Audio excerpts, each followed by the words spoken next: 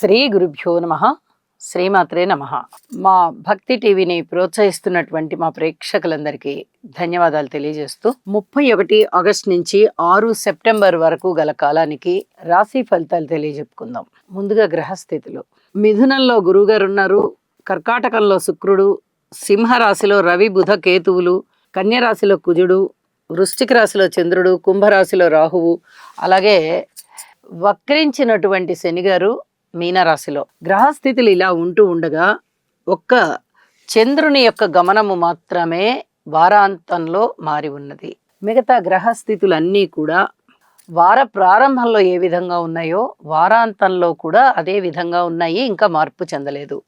గ్రహాల సమ్మేళనాల విషయానికి వస్తే రవి బుధ కేతువుల యొక్క స్థితి సింహ రాశిలో కలిసి ఉంటూ రాహు గారి యొక్క దృష్టిలో ఉన్నారు. ఇక్కడ బుధాదిత్య యోగం మంచిదే అయినప్పటికీ కేతువు మీద రాహు దృష్టి కానీ, రవి గారి మీద రాహు దృష్టి కానీ, బుధుడి మీద రాహు దృష్టి కానీ అంతగా బాగలేదు. వినికిడి సమస్యలు ఉండడానికి, చర్మానికి సంబంధించినటువంటి ఇబ్బందులు, రక్తానికి సంబంధించినటువంటి ఇబ్బందులు ఉండడానికి, పితృవంశ దోషాలు ఈసరికే జాతకంలో జన్మజాతకంలో ఎవరికైతే పితృవంశ దోషాలు ఉంటాయో వారికి కొన్ని రకాల ఇబ్బందులు అనేవి కనిపిస్తూ ఉంటాయి. వీటికి తప్పనిసరిగా పరిహారం చేసుకోండి. రవి బుధ కేతు రాహు ఈ 4 గ్రహాలకి స్తోత్ర పారాయణాలు చేసుకోవాలి. అలాగే శనిగారి యొక్క దృష్టి కుజుని మీద, కుజుని దృష్టి శనిగారి మీద పరస్పర దృష్టిలు ఉంటూ ఉన్నాయి. ఇది చాలా పదునైనటువంటి దృష్టి. రోడ్డు ప్రమాదాలు, హృద్రోగాలు, రక్తస్రావాలు, కోర్టు కేసులు, పెద్ద మనుషుల పంచాయతీలు, భూమి తగాదాలు, ఇతరత్ర స్థిర చరాస్తుల తగాదాలు, ఏదైనా కొనుగోలు అమ్మకాలు, వాహనాలు కానీ లేదా భూమి కానీ, ఇతరత్ర యంత్రాలు, యంత్ర పరికరాలు, మిషనరీకి సంబంధించినవి కానీ ఇలాంటి వాటి విషయాలలో చాలా ఇబ్బందులు అనేవి కనిపిస్తూ ఉంటాయి. ఈ ఇబ్బంది లేకుండా ఎవరికి ఉంటుంది అంటే జన్మజాతకంలో శని దృష్టి కుజుడి మీద, కుజుడి దృష్టి రాహు మీద లేకుండా ఉన్నట్లయితే, ఏ ఒక్క దృష్టి ఉన్నా కూడా శనిగారి దృష్టి కుజుడి మీద ఉందనుకోండి, శనిగారికి 3వ దృష్టి ఉంటుంది, 7వ దృష్టి ఉంటుంది, 10వ దృష్టి ఉంటుంది. అలా ఏ దృష్టిలో కుజుడు ఉన్నా లేదా కుజుని దృష్టి 4, 7, 8లో ఉంటుంది. అలా ఏ దృష్టి శనిగారి మీద ఉన్నా ఇబ్బందులు తప్పవు. పరిహారాలు చేయించుకున్నప్పటికీ కూడా కాస్త ఇబ్బందులు అనేవి కనిపిస్తూ ఉంటాయి. కాబట్టి శని కుజ స్తోత్రాలు తప్పనిసరిగా పారాయణ చెయ్యండి. ఇది చాలా చాలా చెప్పదగినటువంటి సూచనగా తెలియజేస్తూ ఉన్నాను. ఇక రాహువు చంద్రునితో కలుస్తూ మనకి ఇంచుమించుగా చంద్రగ్రహ గ్రహణం, చంద్రుడికి సంబంధించి ఈ చంద్ర రాహువుల కలయికతో గ్రహణం ఏర్పడుతుంది. అది ఈ వారాంతం అయినటువంటి మరుసటి రోజే ఏర్పడుతోంది. ఇంకా చంద్రుడి యొక్క గమనము కుంభరాశిలో ఉంటూ ఉండగానే ఏర్పడుతూ ఉన్న కారణం చేత ఈ గ్రహణానికి సంబంధించినటువంటి జాగ్రత్తలు కూడా తీసుకోవాలి. ఇది కూడా చాలా చెప్పదగినటువంటి సూచనగా తెలియచేస్తూ ఉన్నాను. ఇక రాశుల్లోకి వెళ్దాము, ఫలితాలు తెలియజెప్పుకుందాం. మకర రాశి. మకర రాశి వారికి ఈ వారం రోజుల కాలాన్ని కనుక పరిశీలన చేసినట్లయితే తృతీయ స్థానంలో శనిగారి యొక్క సంచారం బాగుంది, లాభస్థానంలో చంద్రుని యొక్క సంచారం బాగుంది. ఈ 2 గ్రహాల సంచారమే బాగుంటూ ఉన్నందువల్ల అధికమైనటువంటి శుభ ఫలితాలు కొంచెం తక్కువగా ఉన్నాయి అనే తెలియచెప్పవచ్చు.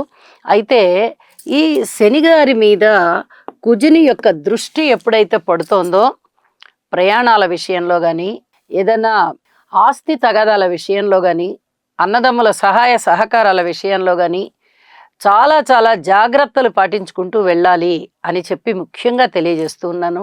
కుటుంబంలో ఐకమత్యం తక్కువగా కనిపిస్తోంది. పితృవర్గ రీత్యా కూడా అంతగా శుభ ఫలితాలు కనబడబోవడం లేదు. శారీరక శ్రమ ఎక్కువగా ఉండేటటువంటి పరిస్థితి కనిపిస్తోంది. దూర ప్రాంత ప్రయాణాలు ఎక్కువగా చేయవలసినటువంటి పరిస్థితి కనిపిస్తోంది. అలాగే భార్యాభర్తల మధ్య అంతగా అనుకూలత కూడా ఉండబోవడం లేదు. రుణభారాలు ఎక్కువగా ఉంటూ ఏదైనా అవమానాలు ఎదుర్కోవాల్సినటువంటి పరిస్థితి కూడా కనిపిస్తోంది.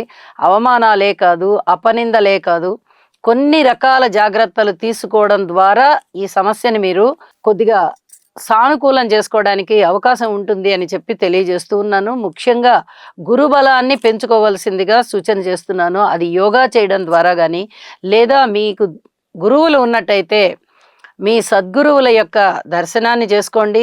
అలాగే గురువుల యొక్క ఆశీస్సులు తీసుకోండి. ఇది చాలా చెప్పదగినటువంటి సూచన. ఏదైనా ముఖ్యమైనటువంటి నిర్ణయాలు తీసుకోవలసి వచ్చినట్టయితే మీ పెద్దలతో సంప్రదించండి. ఇది కూడా చెప్పదగినటువంటి సూచన.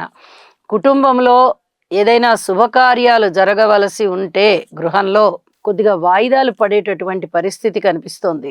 దీనికి గాను ఈ నివారణ చేసుకోవడానికి గురుగ్రహ స్తోత్రాలు పారాయణ చేసుకోవడం చాలా చాలా మంచిది. అలాగే శనగలు ఉడికించి భగవంతుడికి నివేదన చేసి ఆ ప్రసాదాన్ని భక్తులకి వితరణ చేయండి. ఇది చాలా చెప్పదగినటువంటి సూచనగా తెలియజేస్తూ ఉన్నాను. అలాగే ఎవరికైనా పసుపు వస్త్రాలు దానం చేయడం ద్వారా కూడా ఈ రకమైనటువంటి సమస్యలన్నిటికీ మీరు పరిష్కారం చేసుకోవచ్చు అని చెప్పి తెలియజేస్తున్నాను. ఇక అన్ని రకాల జాగ్రత్తలు తీసుకోవాల్సి ఉంటుంది.